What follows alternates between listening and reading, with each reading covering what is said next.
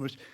I wouldn't mind if some of you moved forward and came up the front a little bit, because we could make that more of a personal discussion, and I'm a sort of a personal type guy. So if you'd like to do that, I'll pause for a moment, and thank you for moving forward. That's encouraging. The other thing, I've made some notes because it was a long flight. I made lots of notes, and it's too long. So if I skip through them and miss out about a third of it, I'll be able to handle it within the prescribed time. There are lots of links and lots of references to some very interesting books and other references. I will get back to the organisers with the complete transcript with all the links within a day and a half of me returning to Australia. So that's it. So all I can say is it time for a peaceful revolt? Probably is, if we've tried everything else, and I have. It's so good to be with a bunch of dedicated libertarians like yourselves, and to renew my association with this great organisation. I was an active participant in the very first Liberty International Conference in Zurich in 1982, and then again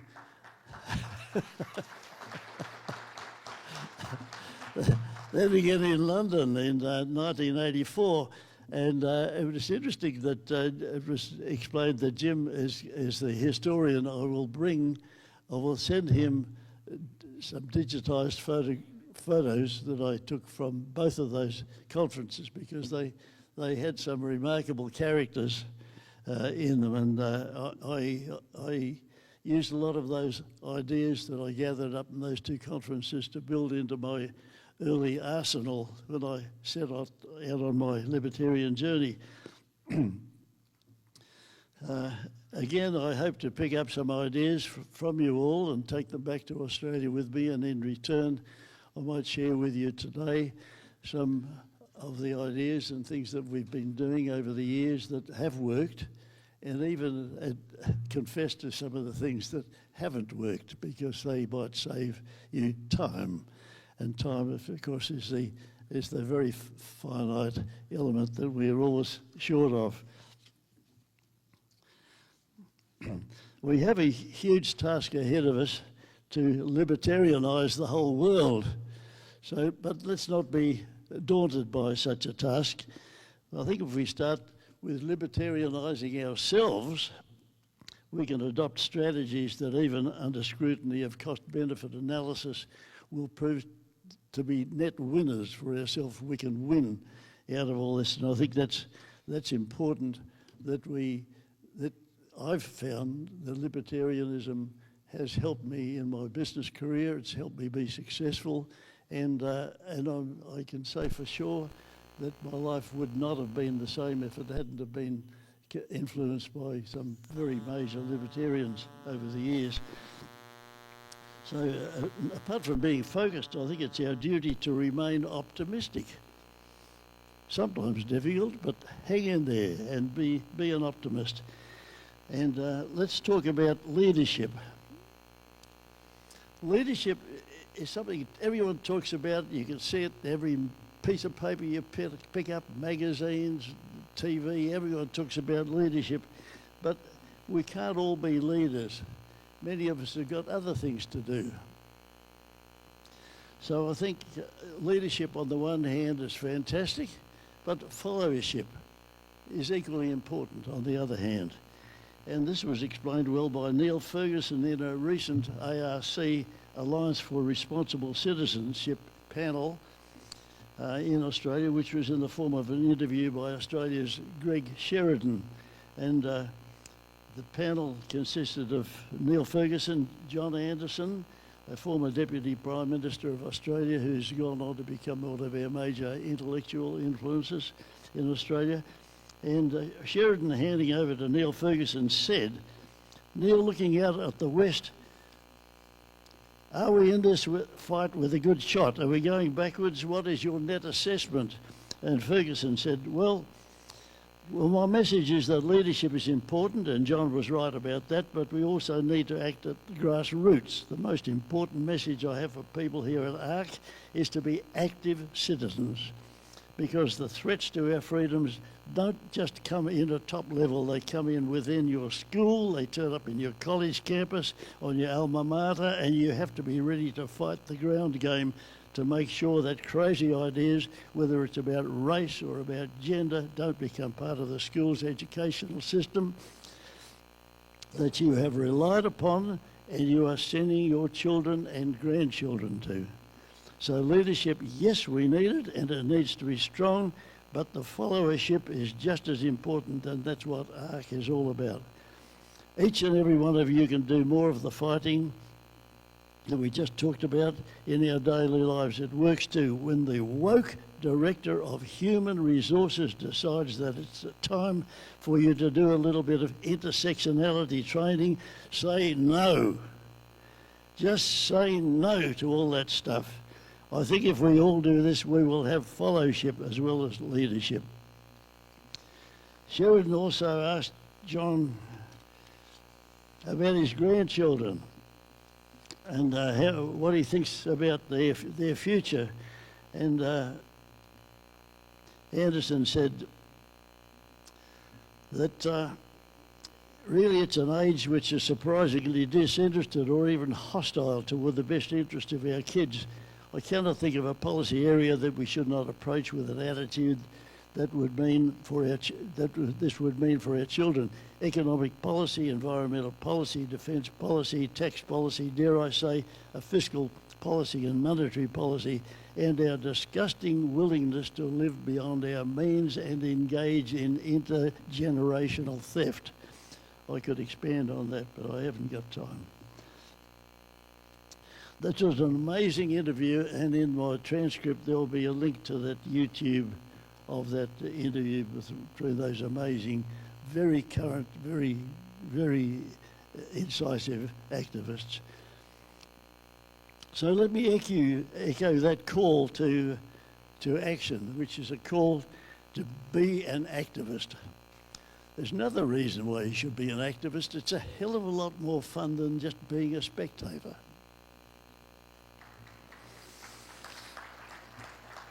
Thank you. Having decided to become an activist, you could then select which of the 4 roads ahead fit your talents and passions. Each road can be effective, but there will be one that takes you forward in perfectly pitched harmony. Just as in music, you will know when you've made the right choice. You will have the right mix, and no one else can guide you with this selection. I see the 4 roads as follows. 1, education as being a precondition for any meaningful increase in freedom. 2, economic self-protection and self-preservation. How individuals can protect themselves against inflation and other government policies. Always remember that if you get wiped out, you are of little use to anyone. Political action is the 3rd way, and it's used to roll back the power of the state and restore the rights of the individuals. The 4th is non-violent, peaceful forms of civil disobedience against governments and bureaucrats when they go beyond their legitimate functions.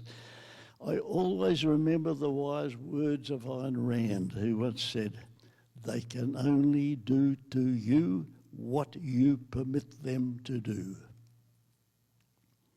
May I expand on these 4 roads ahead?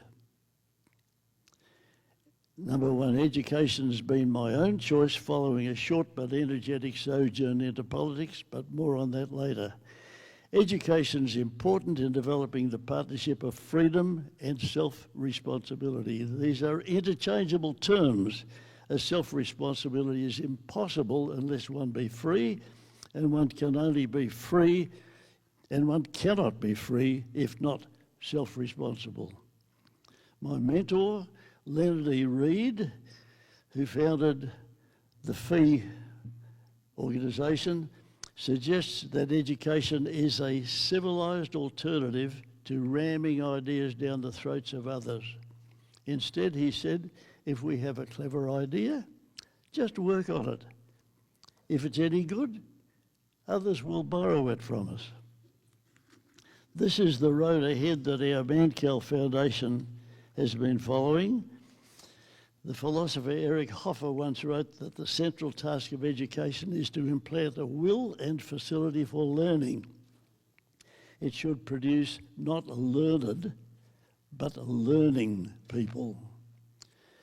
Our Mankell Foundation's track record over almost 30 years is that we've processed over 2,500 young students through our programs, and this has given us time to evaluate how successful we've been. I estimate that about 5% of those 2,500 scholars have gone on to become activists. And that's a pretty good result compared to today with all the competing influences that are thrown at people.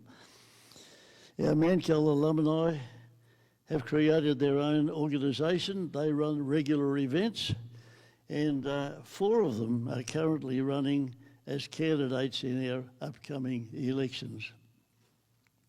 So our educational project has been successful, but it's very slow, and let me assure you that it's very challenging work, particularly dealing with woke universities. Sometimes I weep.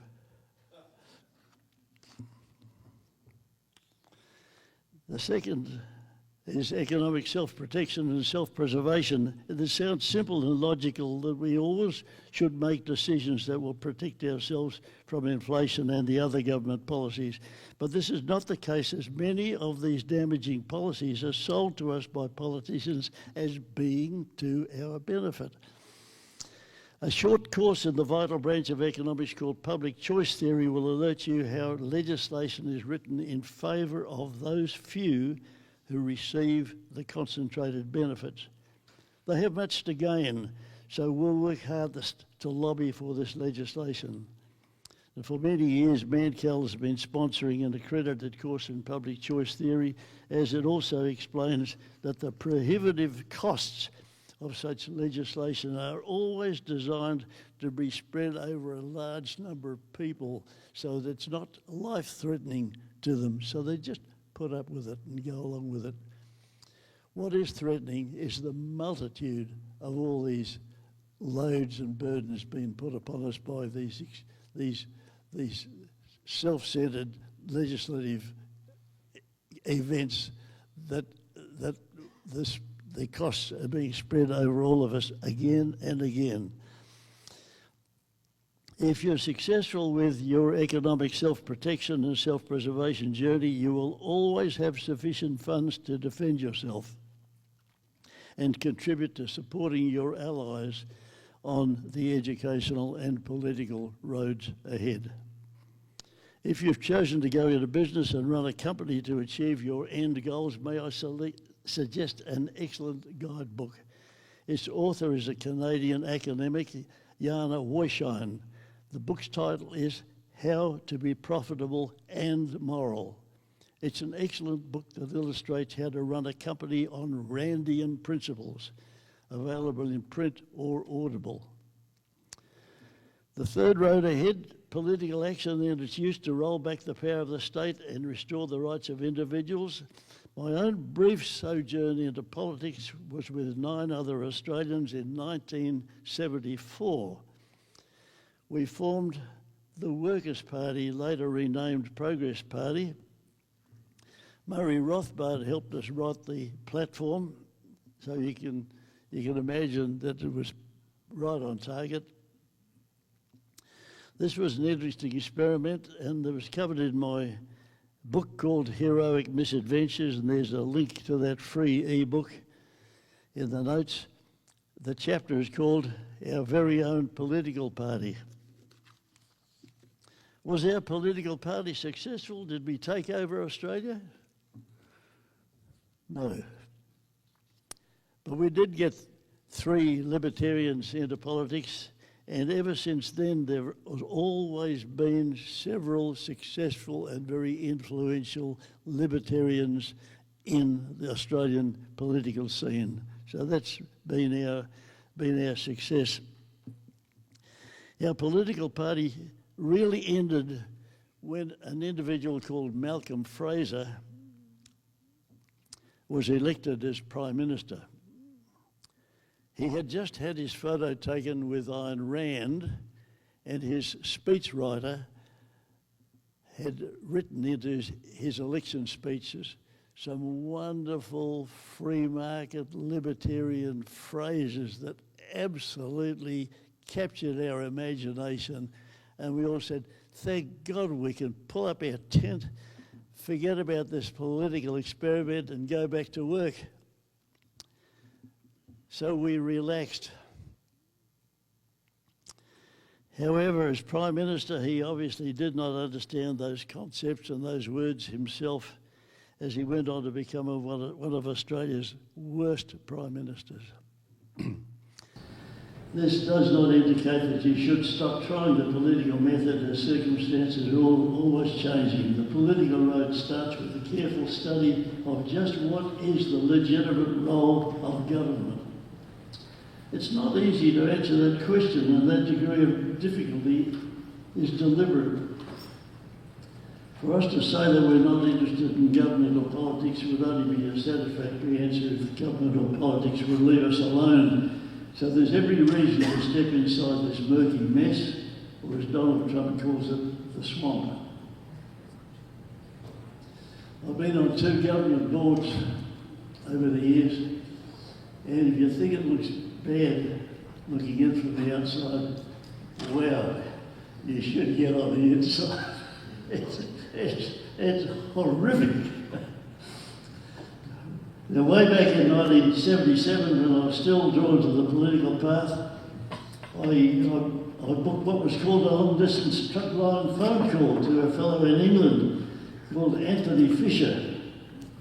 He founded the Institute of Economic Affairs and later the Atlas Network. And his political influence fascinated me, hence my telephone call to enthusiastically encourage Anthony Fisher to visit Australia. He said he would, but I don't think he did. Because all those personal meetings with him were always elsewhere. The telephone call that day was long, and in those days interrupted every 3 minutes with warning beeps to warn you about the cost escalation as you continued to speak. I had several questions for him, and with his permission I recorded his responses. I then transcribed his comments about bringing economic principles to politics.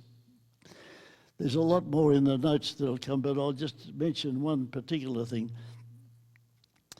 His method, he explained, was producing thoroughly researched studies and making the resultant information freely available to politicians, intellectuals, the media, and other avenues through which the public are normally educated.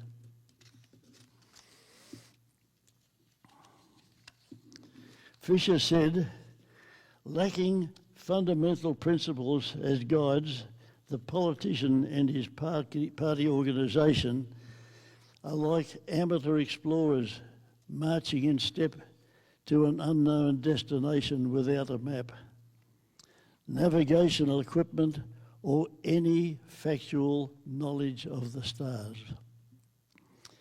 Inspired by Fisher's words, our Mankell Foundation produces every 4 years, we produce a document called Project Western Australia, which is a guidebook.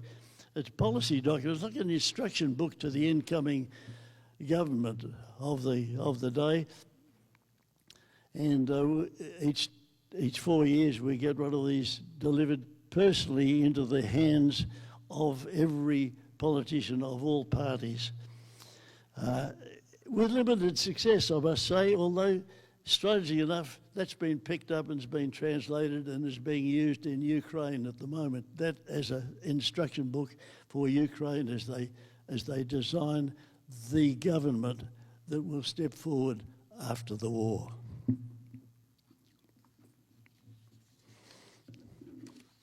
I always regarded Anthony Fisher as the most successful politician never to have entered Parliament. I've got 5 minutes. I think I can do it. Another possible deterrent from pursuing the political method right now is that politics is broken. I've got two classic examples of how politics is broken. Anyway, you guys have just recently voted for a guy as president because he doesn't look like a politician and he doesn't act like a politician. Isn't that interesting? And we wish him the very best for all of our sakes. Now that brings us to the final and fourth road ahead, that of non-violent, peaceful forms of civil disobedience. This is the road requiring that delicate balance between courage and wisdom, and that's where I'm going to concentrate my focus for my remaining useful years. Courage is less about what you're not afraid of and more about what you are afraid of but are willing to face. Wisdom is less about what you know and more about what you do not know. The particular road is by far the most interesting and deserves a more detailed treatment than this brief exploratory trip today. It may lead you to study the Fraser Institute's wonderful country comparisons, the Heritage Foundation's Index of Economic Freedom. It may lead you to obtaining e-residency for Estonia and other countries where they are far more welcoming for business environments than either Australia or the US. That tiny country, Estonia, is 10 years ahead of the rest of the world in adopting a business-friendly environment. I have e-residency for Estonia, and with my EA on a Friday afternoon, several years ago, we registered 2 companies in 15 minutes online. That easy. They have got that e-commerce completely under control. Your venture into civil disobedience may also lead you to reading the inspirational works of Henry David Thoreau, and it may lead you to the incredible literature of peaceful revolt. 2 fantastic books that I'll have to skip. I just mentioned them. One book's called The Rebel by Albert Camus, who's urged us to revolt as revolt is one of the essential dimensions of human nature. The other book's by Albert Hirschman. The book's called Exit, Voice and Loyalty. It's a collection of responses to the decline in firms, organisations and states. And he asks, if we are loyal, how much should we speak up before we exit? Each society learns to live with a certain amount of such dysfunction or misbehaviour, but lest the misbehaviour feed on itself and lead to a general decay, society must be able to marshal within itself forces which will make as many of the faltering actors as possible revert to the behaviour required for its proper functioning. This road should be navigated with great care, as those less brave will envy your courage and spirit of adventure. Now, to conclude, I will add a detailed list of 12 excellent books to the appendix, to the notes. Let me mention only my 2 favourites of those 12 books. One, of course, is the wonderful book called The Impatient Libertarian. And if you haven't already got a copy of it, I have plenty of the desk out there, and I'd be so happy to sign them for you. That's one, and that will expand much further on what I've been saying today. And the other book is the book by Harry Brown called How to Be Free in an Unfree World. And I see that's the title of one of the upcoming sessions today. An absolute classic of the book. You don't have to change the world. You can you can live happily in that you just change yourself. And to conclude, always remember that the occasional revolt is a particularly good thing. And as Thomas Jefferson said, when the government fears the people, there is liberty. And when the people fear the government, there is tyranny. So the choice is ours, tyranny or liberty. Let's go for liberty. Thank you.